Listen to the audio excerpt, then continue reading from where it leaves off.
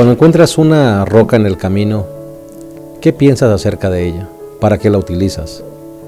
Una piedra, una roca en el camino puede ser un obstáculo o puedes utilizarla para edificar una casa, por ejemplo. Vale la pena preguntarnos cómo es que visualizamos nosotros a Jesús. ¿Jesús en tu vida es un obstáculo o es una roca que edifica? Te lo pregunto porque una roca puede ser un tropezadero, puede ser algo que impide seguir tu ruta. Una roca puede ser un obstáculo en tu loca carrera de la vida. Es más, una roca en el camino, cuando vas manejando, puede dañarte incluso el auto. Pero una roca bien utilizada, tú puedes utilizarla como un fundamento. Puedes edificar una construcción, una casa. ¿Qué es Jesús para ti? ¿Quién es Jesús para mí? No sé si alguien que nos esté viendo de repente tiene una familia que le está molestando, entre comillas, con que acepte a Jesús. Y puede ser que tú pienses, pero ¿por qué quieren que acepte a Jesús? Como en algún momento un servidor pensó. ¿Por qué Jesús es mi tropezadero? ¿Por qué Jesús es quien me impide proseguir mi camino? Pero te digo una cosa y te digo una buena noticia. Si tú aceptas a Jesús en tu corazón, Él dejará de ser un obstáculo en tu vida y se convertirá en la piedra principal donde podrás edificar tu vida. Y de esa manera podrás ser feliz. Hoy vamos a hablar justamente de eso. ¿Qué es Jesús o quién es Jesús para nosotros? ¿Jesús es el obstáculo o es la roca eterna de salvación? Lección número 10, hijos de la promesa. Quédate con nosotros, vamos a desarrollar esta maravillosa lección pidiendo la dirección de nuestro Dios. Estamos listos para comenzar. En un momento, iniciamos.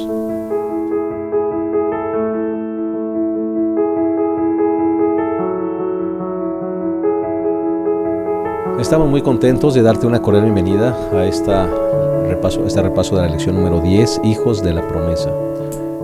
Gracias por acompañarnos. Esperamos que este repaso sea de bendición para tu vida, como cada semana lo es para la nuestra. Vamos a darle la bienvenida también a nuestros 3 colegas que estarán con nosotros en esta ocasión. El pastor a mi izquierda, el pastor Javier López, es uno de nuestros pastores jóvenes de nuestra asociación, a quien le damos una cordial bienvenida. Pastor, muchas gracias. Estoy muy contento de estar con ustedes en este repaso de la lección. Claro que sí. ¿Qué te pareció la lección, pastor Javier? Muy interesante, la verdad. Aclara quién es Dios y para qué nos eligió. Entonces es algo que debemos resaltar en esta lección. Claro que sí, bienvenido. Pastor Yolman Méndez, también un pastor joven de nuestra asociación, le damos una cordial bienvenida. Gracias, pastor, muy amable por invitarme. Un privilegio para mí estar aquí con ustedes y con todos los que ya usualmente están observando este repaso de lección. Claro que sí. Pastor, ¿elegidos para qué? Pues elegidos para una misión. El apóstol Pablo en el capítulo 9 pretende enseñarle a la iglesia de Roma que el pueblo de Israel inicialmente fue elegido para una misión, pero ellos tomaron sus propias decisiones. Igualmente nosotros también podemos tomar nuestras propias decisiones de acuerdo a los criterios que tengamos en respuesta a los llamados que Dios hace para nosotros. Y eso determinará nuestro futuro. Así es, sí, o que el cumplimiento de la misión se realice, ¿no? Exactamente. En nuestra vida. Muchas gracias, pastor. Pastor Abraham Ramírez, gracias por estar con nosotros. Sí, pastor, aquí listos para analizar esta lección que se basa en el capítulo 9 de Romanos, donde parece que Pablo toca un tema que es la predestinación, pero no es así y ahorita lo vamos a comentar. Claro que sí, pastor Abraham. Si les parece bien, vamos a compartir con ustedes lo que serán los 3 puntos del bosquejo. El primer punto le hemos decidido llamar elegidos para una misión. El segundo punto, decisiones de valor eterno. Y el tercero, roca de salvación. Les invitamos que así como estamos, inclinemos el rostro y hagamos una palabra de oración. Cariñoso Padre, queremos pedirte que tu Espíritu Santo nos asista, que podamos ser guiados a través de Él a un buen entendimiento y a una buena explicación de esta lección. Que podamos recordar que tú elegiste a tu pueblo en la antigüedad con un propósito, Señor, de evangelización, y lamentablemente pensaron que solamente los habías elegido para ser un pueblo especial, y lo eran, pero la tarea se olvidó. Ayúdanos a nosotros a no cometer el mismo error, que podamos saber que nos elegiste para una función especial, que la misión se pueda cumplir y pronto podamos verte venir en las nubes de los cielos. Dirígenos en este repaso de la lección. En el nombre de Jesús. Amén. Amén. Muy bien, vamos entonces a iniciar con el primer punto, que es elegidos para una misión. Este estudio está basado en la carta de los Romanos y justamente se llama aquí privilegios de Israel. Dios eligió a Israel, colegas, con un propósito. Lamentablemente ese propósito se fue desvirtuando. Lamentablemente Israel se fue contaminando, ¿verdad?, con otras naciones, y al final se olvidó completamente del propósito que Dios tenía para ellos, ¿no? Una situación lamentable. Pastor Yolman. Así es, pues en primer lugar nos encontramos con el aspecto de Dios en su soberanía elige a una nación, elige a un hombre y a una descendencia, y por lo menos los versículos del 1 al 12 desencadenan ese pensamiento. Pablo le enseña a su iglesia que a pesar de los errores del mismo Abraham o de Isaac o de Jacob, Dios no dejó de cumplir su promesa, porque Él tenía una misión para ese pueblo. De ahí, de ese pueblo, de esa nación iba a venir la salvación para todo el mundo. Así que hay un pueblo que Dios llama en su soberanía para cumplir una misión. Y a pesar de los errores de ese pueblo, se cumple el propósito divino. Y esa es una lección importante, porque también a nosotros Dios nos llamó para cumplir una misión. Y a pesar de los errores que podamos cometer, la misión de Dios se va a cumplir. Porque al primero que le interesa evangelizar este mundo es a Dios. Y necesita un instrumento. Así es. Necesita sus instrumentos. Exactamente. Y la elección de ese instrumento, Pastor Abraham, es también a través de la misericordia. Sí, pastor.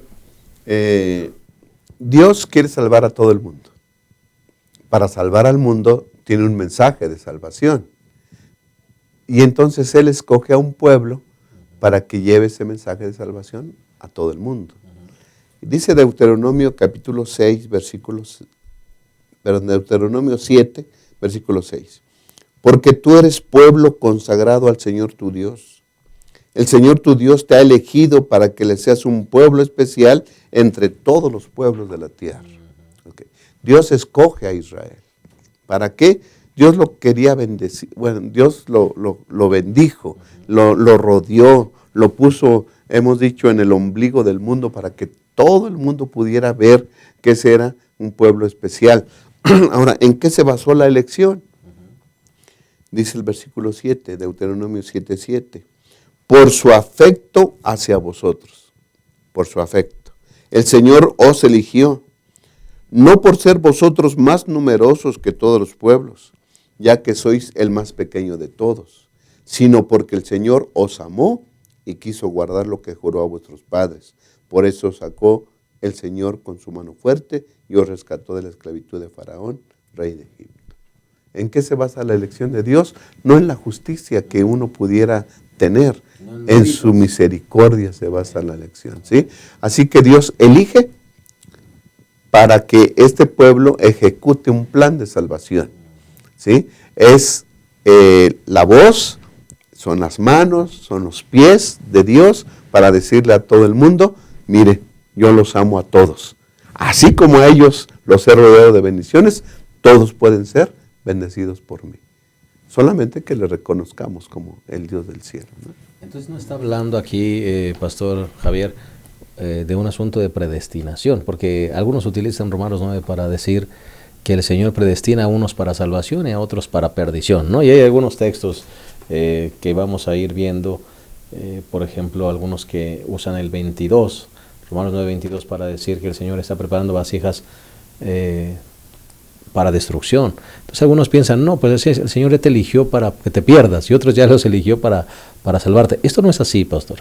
No, Romanos 9 nos está hablando de la soberanía de Dios. Dios es soberano en la forma en cómo Él trabaja. Por ejemplo, cuando dice en Génesis 1 y dijo Dios, sea la luz, o sea, es la forma como Él quiere trabajar. Él no le preguntó a alguien, ¿te gustaría esto? Y Romanos 9 nos habla de la forma en cómo Él quiere trabajar para la salvación del ser humano. Como mencionaba el pastor, Dios eligió un pueblo para llevar la salvación, para que por medio de ese pueblo conocieran la salvación. Y Romanos 9 nos habla de cómo Dios quiere trabajar para que todos seamos salvos. Porque es lo que dice en Timoteo, que dice que Dios quiere que todos seamos salvos. Por esa razón, muchos se malinterpretan Romanos 9 por esa razón. No entienden que habla de cómo Él quiere trabajar para la salvación del ser humano. Y pues es su soberanía, Él quiere trabajar de esa manera y pues nadie es quien para decirle cómo va a trabajar. Entonces lo que debemos hacer una división. La predestinación, Pastor Yolman, de Dios y bíblica, es una predestinación para salvación. Todos fuimos predestinados para ser salvos, ¿verdad? Pero en el momento en que Dios decide elegir, ¿verdad? La elección para su tarea, la elección de un pueblo especial, o de una iglesia, o de un movimiento, o de una persona que se va a convertir en un instrumento en las manos de Dios, ese es el pleno uso de su soberanía. Exactamente. Entonces, si se toma el capítulo 9 de Romanos en ese contexto, se va a entender muy fácilmente. Bueno, hay asuntos complejos, pero se va a entender más. Pero cuando el problema subyace en eso, en que muchas personas han tomado el capítulo 9 pensando en que Dios está hablando de la salvación individual.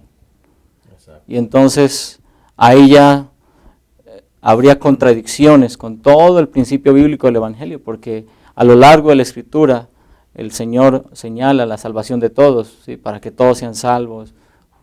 Pues el versículo más conocido, creo yo, Juan 3:16, ¿no? De tal manera amó Dios al mundo para que todo aquel que en él crea no se pierda y no tenga vida eterna. Es decir, hay un plan para que todos se salven. Así que específicamente el capítulo 9 lo que está señalando es la prerrogativa divina, el uso de la soberanía divina para elegir a un pueblo y a ciertos individuos para el cumplimiento de una misión. Como por ejemplo, Dios no eligió a toda la línea de Abraham para ese cumplimiento de la misión. Solo eligió a Isaac. No significa que su hermano se fuera a condenar. Simplemente que su hermano no fue elegido para hacer la línea en el cumplimiento de la misión. Dios eligió en su soberanía y en su conocimiento, en su eterno conocimiento, a Isaac. Es de ese aspecto del que habla Pablo y quiere aclararle a la iglesia de Roma cómo es que Dios obró para elegir al pueblo de Israel y para elegir a cualquiera para el cumplimiento de una misión especial. Correcto. Pastor Abraham, ¿qué pasó con Israel? ¿Qué pasó con ese pueblo especial? ¿Dónde se perdió el objetivo, Pastor? Okay. Pastor, Dios quiere salvar a todos, ya hemos dicho, ¿no? Dios escogió a Israel para que él fuera su portavoz, por así decirlo, para evangelizar al mundo. Pero Dios, aquí es lo que, al contrario de la predestinación, nos enseña que Dios nos da nuestra libertad de escoger. El pueblo de Israel no tomó la responsabilidad de ser elegidos de Dios y lo hizo a un lado, ¿no? Dios, yo te elijo, ¿sí? Tu rechazo no impide mi elección. Yo te elegí por misericordia, por amor. Dice Deuteronomio 9:6. Por tanto, has de saber que no por tus méritos el Señor tu Dios te da esta buena tierra, porque tú eres un pueblo de dura cerviz. O sea, no por lo que haces, yo tengo misericordia de ti, yo te escojo. Dios los conoce. Sí, y ahora, pues tú, si tú me rechazas, bueno, esa es tu decisión. ¿Ok? Ahora, Dios es soberano para elegir. Ahora, tampoco, por ejemplo, Esaú se podía apuntar para decir, yo quiero ser el ascendente del hijo de la promesa del Señor Jesús. Tampoco. Yo ya elegí, dice Dios. ¿Ok? Ni nos podemos apuntar, ¿verdad? Pero eso que no nos haya, que no haya escogido a Esaú para que fuera la línea, ¿verdad?, por donde vendría el Señor Jesús, no lo excluía de la salvación. Esaú también tenía su su decisión para salvarse y la hizo a un lado. ¿Okay? Como pueblo o como individuo tenemos que hacer elecciones. ¿Sí? Esaú no la hizo correctamente. Isaac aceptó esa responsabilidad de ser el elegido de Dios. Israel no aceptó esa responsabilidad y se hizo a un lado también. Y Jacob, que fuera elegido, pastor, ¿qué méritos tenía? Sí, o sea, nada, también falló, pero por su misericordia el Señor lo mantuvo, ¿verdad? Y él dice, bueno, pues Señor, yo me aferro a ti, ¿sí? Y luchó con Dios también, ¿no? Y Dios, a pesar de nuestros errores, Dios nos escoge y nos lleva, nos conduce y hará todo lo posible para llevarnos a sus escogidos a cumplir la misión. No que hará todo lo posible, me refiero porque yo ya decidí salvarlo y ahora voy a hacer todo lo posible para salvarlo. No, Él hará todo lo posible para que el que Él escogió cumpla la misión de predicar el Evangelio. Eso significa, pastor, y quiero hacerte esta pregunta, Dios se arriesga al elegirnos, a todos. Sí. Dios se arriesga. Pues falló, ¿no? Ahorita que se arriesga, recuerdo que en una lectura que tuve, era, escogió Jesús a los 12, ¿no? Para llenar el mundo. Y entonces los ven a los 12 y dicen, pero pues es pescador, es esto. ¿Y cuál es el plan B? Si estos fallan, ¿cuál es el plan? No hay plan B con estos. O sea, Dios se arriesga, ¿no? Bendito sea que Él sea Dios, que toca nuestro corazón. Amén. Y nos hace sensibles a su palabra. Amén. ¿No? A su llamado. Amén. Y que a pesar de nuestros limitantes, pastor, equivocaciones del pasado, nuestra poca experiencia, poco conocimiento, Dios se arriesga y nos elige para ser sus instrumentos. Y ahí se ve el amor de Dios, la verdad es eso. Algo importante también que hay que resaltar es que no es de que Dios ya decidió, sino también le da la oportunidad al hombre de decidir si él quiere ser parte de ese plan. O sea, Dios muestra su plan. Yo te elijo a ti para que tú puedas llevar la salvación, pero pues esa persona tiene que decidir. Y eso pasó con el pueblo de Israel. Dios eligió al pueblo, pero pues el pueblo, lamentablemente, al principio, pues no lo tomó en serio. Pero Dios volvió a hacer otra vez el mismo llamado y se muestra ese amor. Dios no nos llama porque seamos buenos, nos llama porque Él sabe a quién está llamando y como que Él tiene fe en nosotros, en que si nos tomamos de su mano, podemos llegar a ser o a cumplir la misión que Él tiene para nosotros. Amén. Qué maravilla. Pues vamos a hacer una pausa y con este pensamiento tan lindo vamos a tener un tiempecito y regresamos a esta lección maravillosa, lección número 10, hijos de la promesa. Ya volvemos.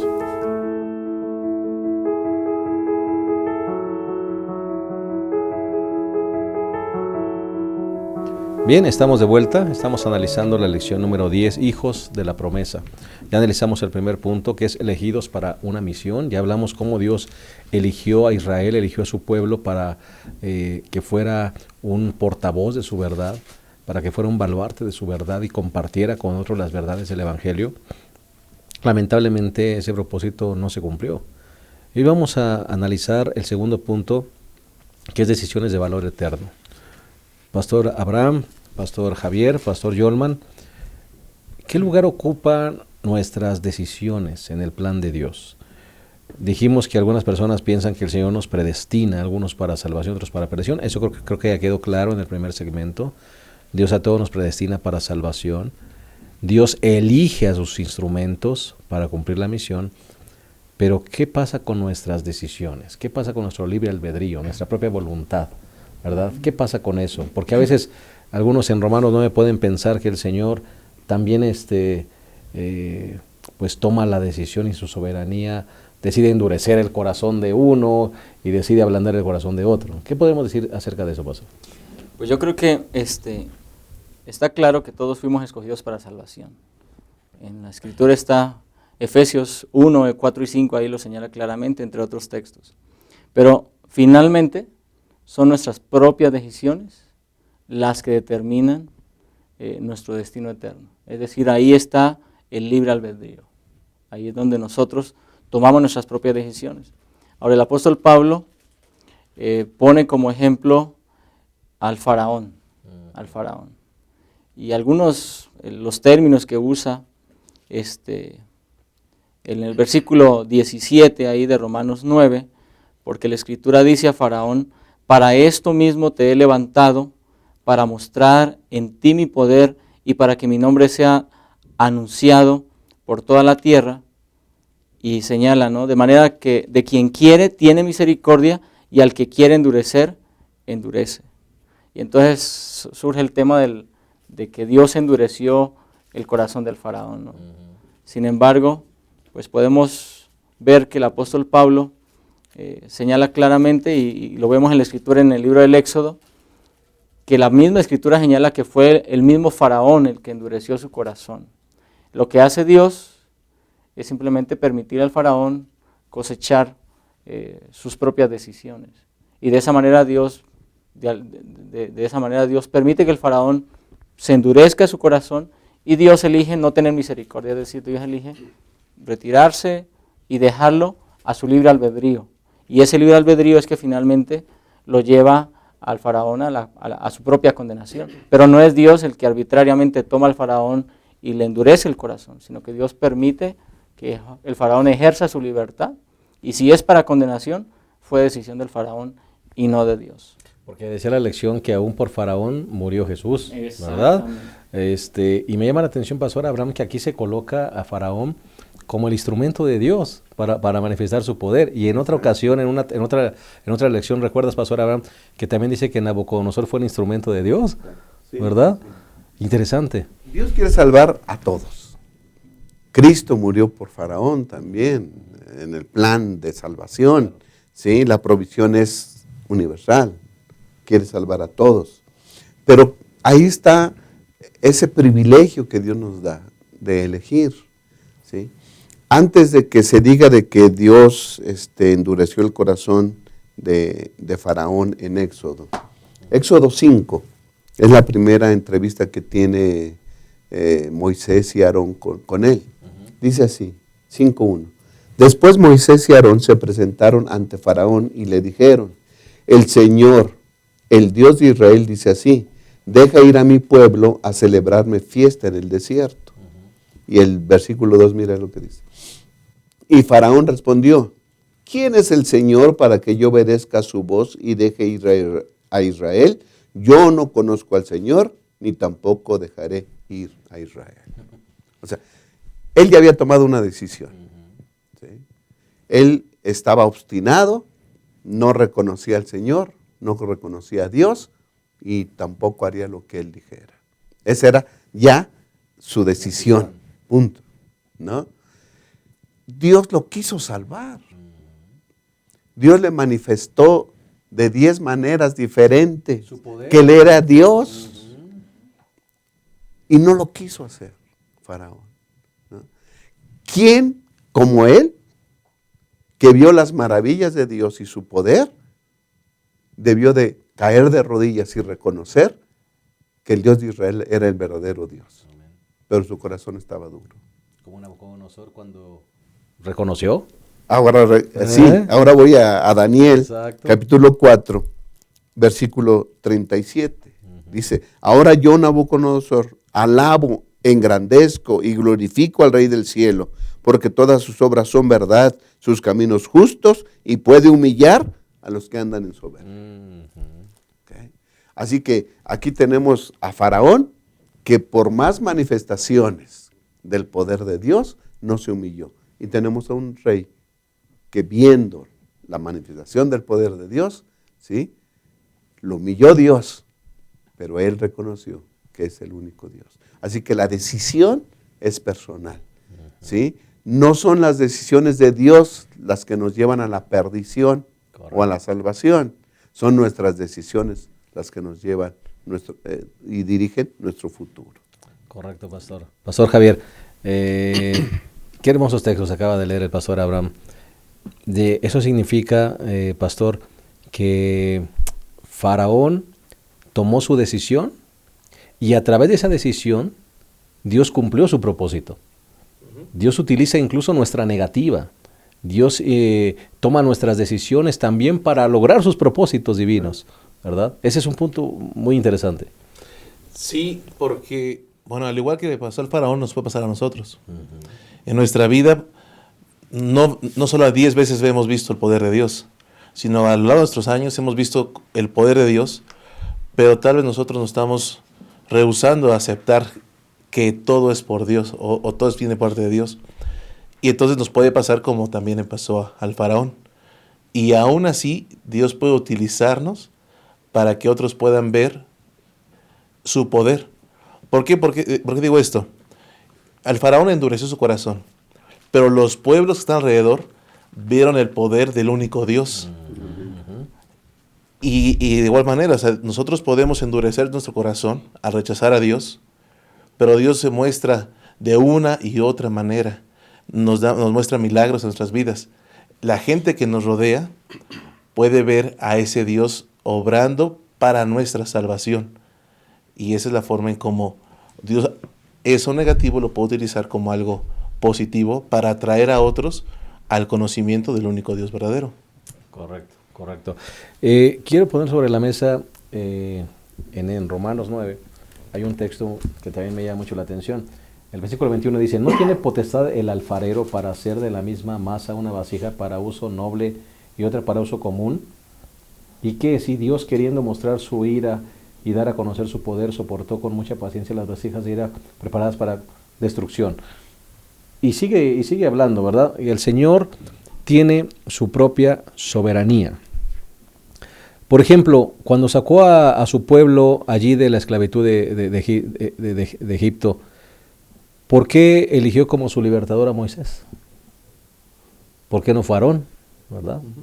Hay algunas citas, por supuesto, que dicen que Aarón no hubiera tenido el resultado de Moisés, ¿verdad? ¿Por qué no a María, ¿sí?, la hermana? Dios elige sus instrumentos. Y me llama la atención que Romanos dice, la vasija no le va a decir al alfarero qué hacer, ¿verdad? Me parece que ese es un principio que no debemos olvidar. La vasija no le dice al alfarero qué debe hacer y cómo lo debe hacer. Y esto cuando yo lo estudiaba me llamaba la atención, porque cuántas veces no nosotros ahora queremos darle órdenes al alfarero. Le preguntamos a Dios, ¿y por qué lo hiciste así? ¿Verdad? ¿Y por qué pasó esto? ¿Y por qué permitiste aquello? ¿Y por qué, Señor, el temblor y el sismo? ¿Y todo le echamos la culpa a Dios, cuestionamos a Dios, cuando la vasija es vasija. La vasija no es el alfarero es el que, siempre he pensado que el Señor es el que tiene, Él es el jugador del ajedrez, ¿verdad? Él es el que mueve las piezas, Él es el soberano. ¿Por qué nosotros nos atribuimos el lugar que solo pertenece a Dios, no? Bueno, hace parte de la naturaleza humana eso, ¿no? Y de hecho, pues eso es justamente lo que el apóstol Pablo quiere aclarar. La iglesia de Roma, en su mayoría, eran gentiles. Entonces los judíos, que veían que como nación eran la nación del pacto, pues tenían la pregunta, si nosotros como judíos somos los del pacto, ¿por qué son los gentiles finalmente los que están aceptando? Y ahí es donde viene la respuesta de Dios. O sea, Él es el alfarero, Él es el que toma esas decisiones. Así que Él llamó a los judíos no aceptaron, ahora Él, en su iniciativa divina, llama a los gentiles, y los gentiles en sus propias decisiones están aceptando el plan de salvación, y por eso ahora ellos están haciendo parte del pueblo de Dios. Eso es algo muy importante. Número uno, a veces nosotros en la iglesia también igual nos pasa, ¿sí? Llega alguien y nosotros ya decimos, ¿y por qué? ¿Y por qué él, no? A alguien lo ponen en algún cargo, en alguna responsabilidad, tal vez es nuevo, recién bautizado, y ya lo pusieron en alguna, y alguien que tiene 20 años, pues no ha querido, ¿y por qué a él sí? Bueno, pues Dios, en su misericordia, ha elegido a esa persona. Y por otro lado, es peligroso, y era peligroso para los judíos pensar que por el hecho de ser judíos, ya tenían segura la salvación, solo por el hecho de ser judíos.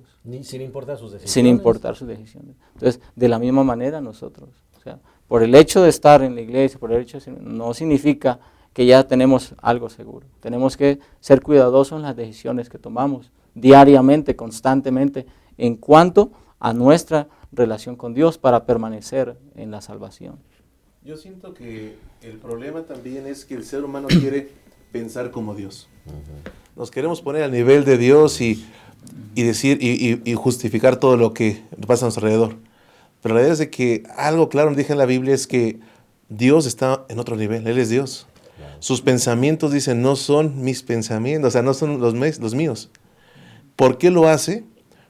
Bueno, sencillamente porque Él quiere y porque Él conoce el fin desde el principio. Él sabe todo en ese aspecto. Simplemente tenemos que aceptar y reconocer quién es Él. Y lo bonito de esto es de que estamos en manos de un Dios soberano, pero un Dios lleno de amor, que siempre va a buscar lo bueno para nosotros. Entonces ahí no es por qué, sino es, ok Dios, vas a enseñar algo, voy a crecer, voy a ser mejor. Y en este caso pues vemos Dios como Él eligió. ¿Por qué? Porque él simplemente es Dios y Él dice, yo quiero a este pueblo, yo quiero a esta persona para que esta persona sea mi mensajero. Y es así de simple. Correcto. Ese Dios poderoso y ese Dios soberano y que hace lo que Él quiere, ¿sí? Hace las cosas por amor y para nuestra salvación. Amén. Eso que no quede duda, ¿sí?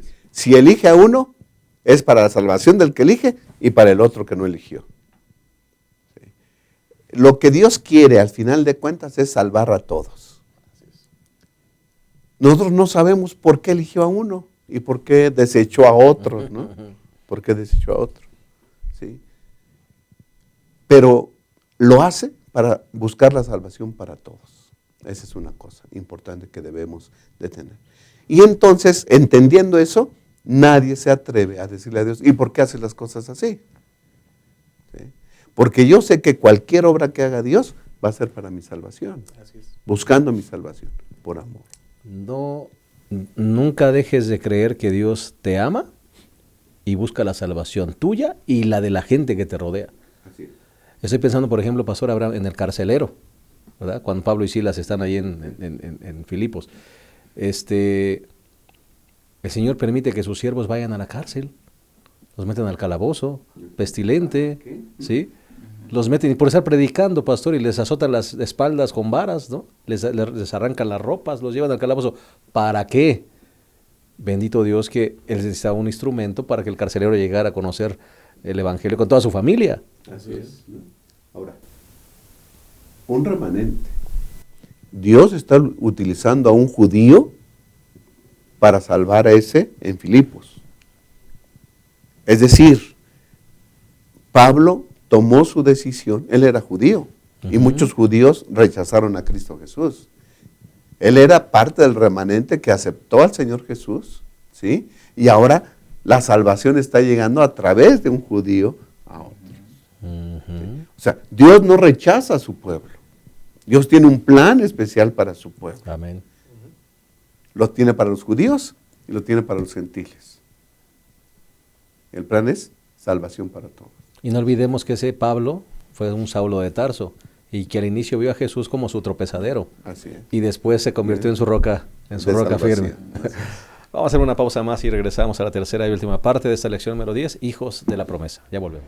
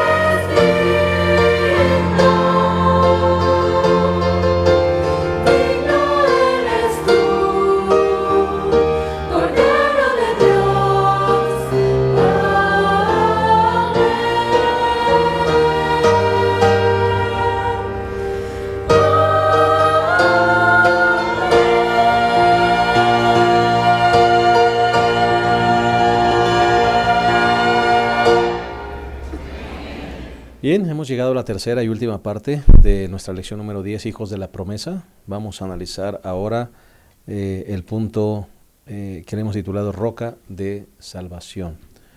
La lección nos dice que Jesucristo puede ser o una roca de edificación, o para algunos puede llegar a ser un tropezadero.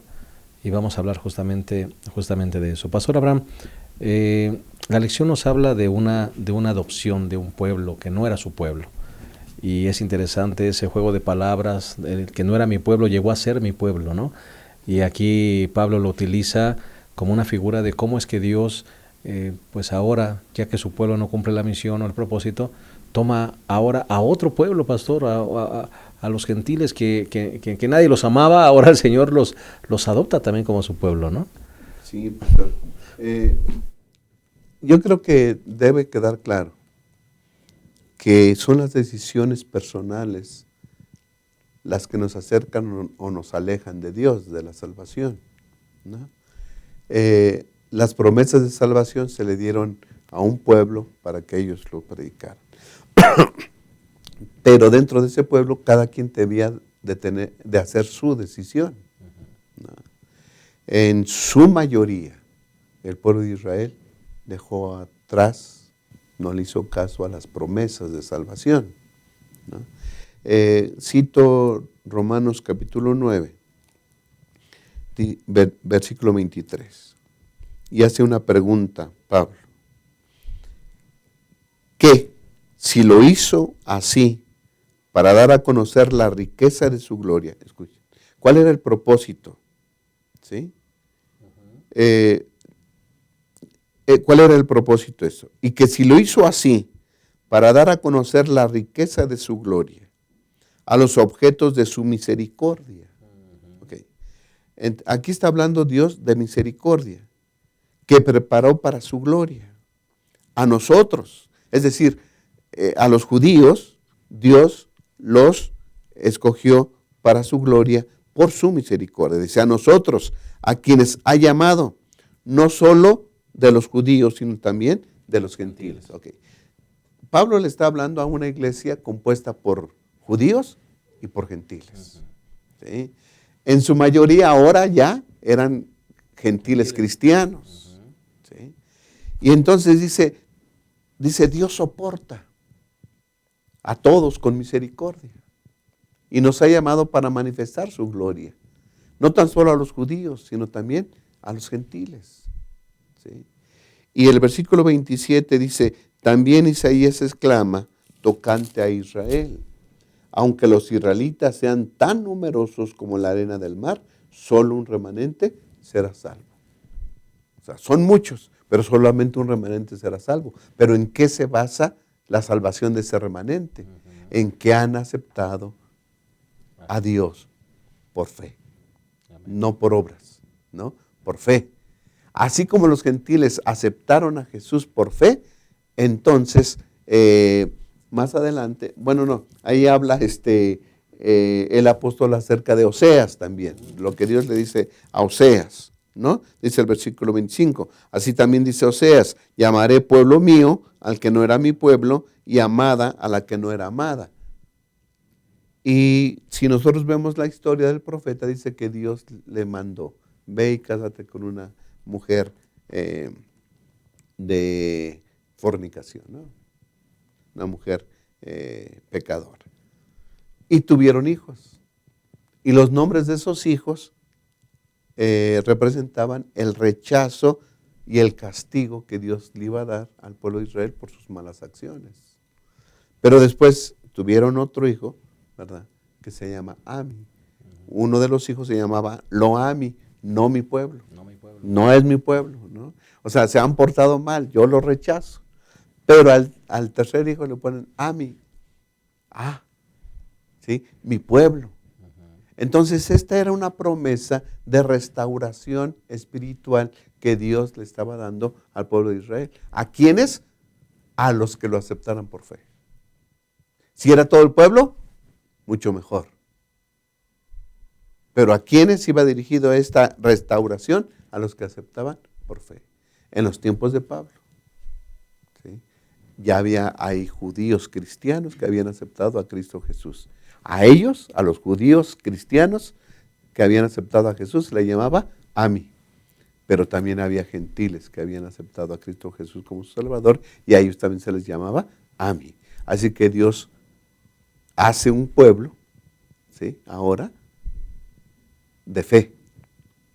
Tanto judíos como gentiles que han aceptado a Jesús como su Salvador, ¿sí? Así que Dios restaura a su pueblo, aunque sea un remanente, aunque sea poquitos, y también mete al plan de salvación a todos los gentiles que siempre habían estado, pero ahora les da la oportunidad clara, aceptan a Cristo Jesús y conforman el pueblo de Dios, el Ami de Dios. El pueblo amado.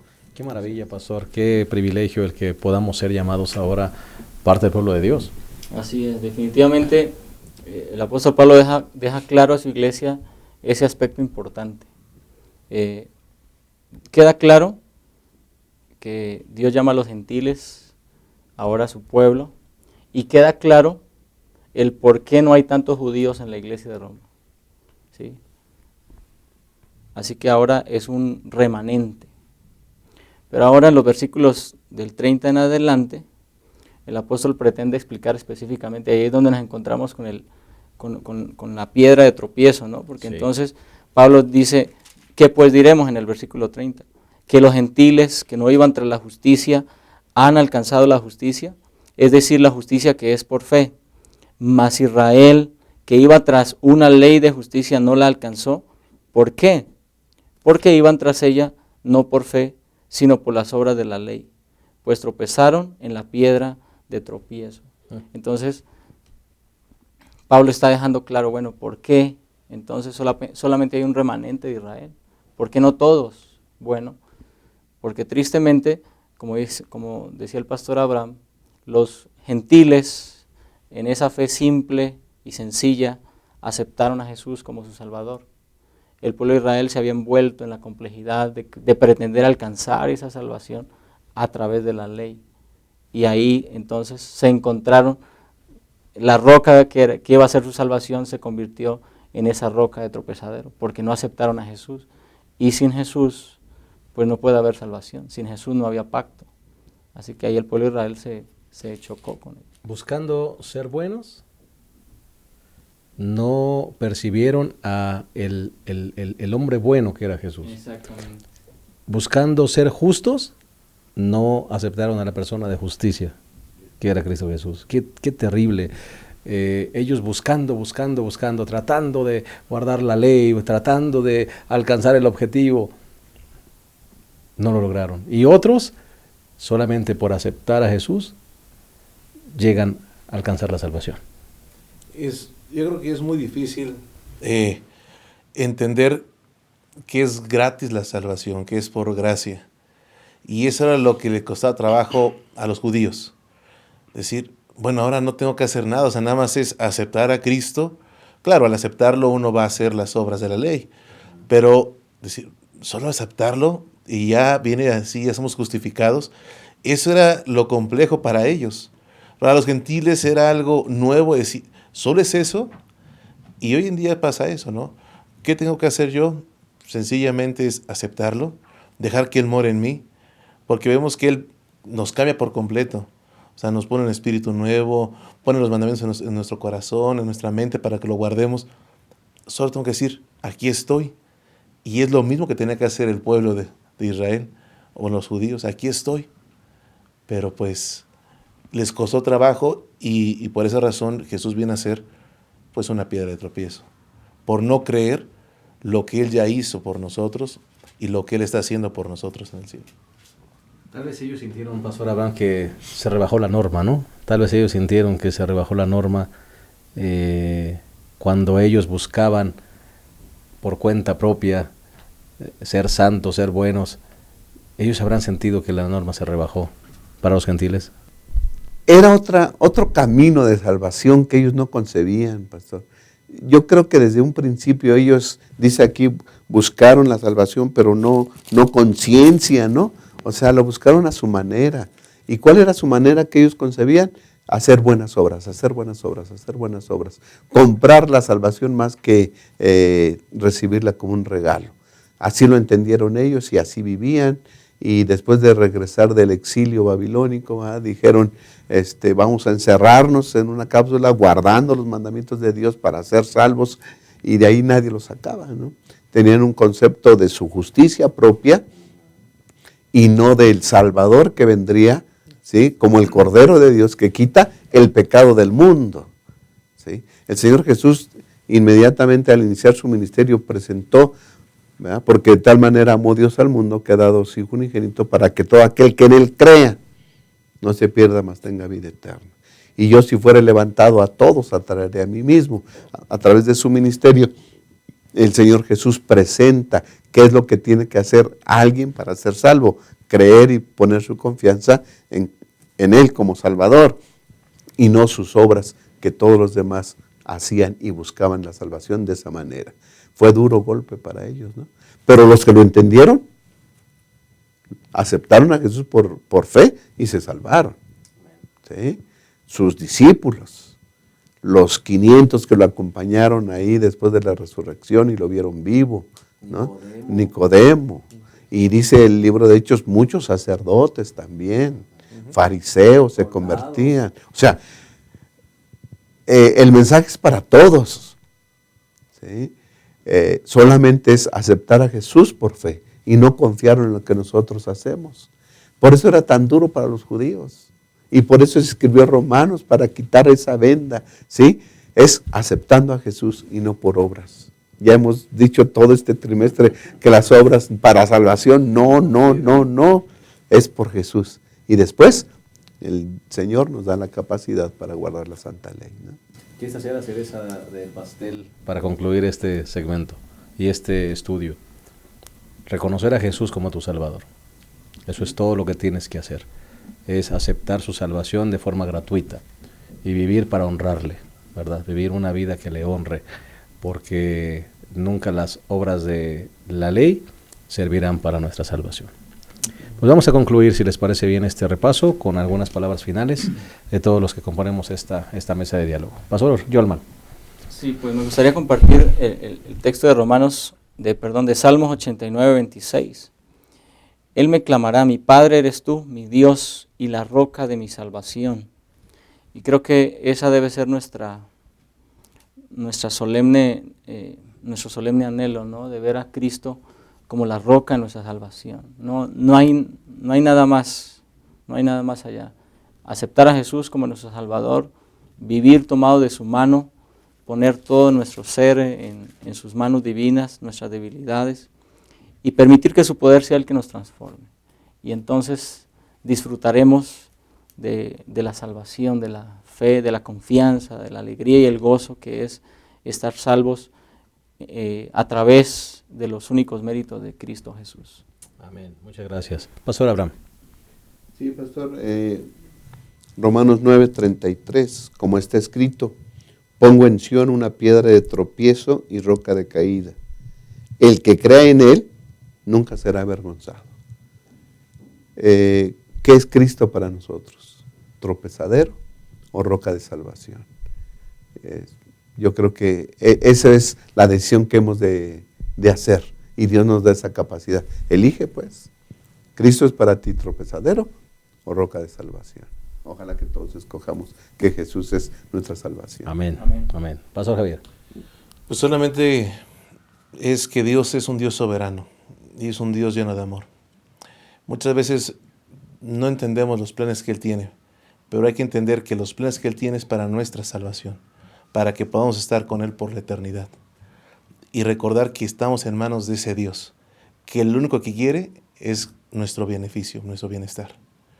No importa lo que estemos pasando, no importa si elige a otra persona, Él nos ha elegido para salvarnos. Eso es lo que tenemos que no olvidar y entender. Amén. Siento en mi corazón el deseo de hablarle no a los que hemos aceptado el Evangelio, sino si por alguna razón o alguna casualidad, que no sabemos, no creemos en eso, en las casualidades, alguien está mirando este repaso y no tienes a Jesús en tu corazón o no le has aceptado plenamente, o alguien te está molestando con el Evangelio y te está animando a aceptar a Jesús. Ojalá que este repaso te recuerde que Jesús no quiere ser la piedra de tropiezo en tu vida. Jesús quiere ser la roca de edificación. Y si le das la oportunidad, serás tan feliz de caminar con Él como nosotros lo hemos llegado a ser. Que Dios les bendiga. Nos vemos la próxima semana en un repaso más de nuestra lección. Que el Señor les llene de ricas y abundantes bendiciones. Hasta la próxima.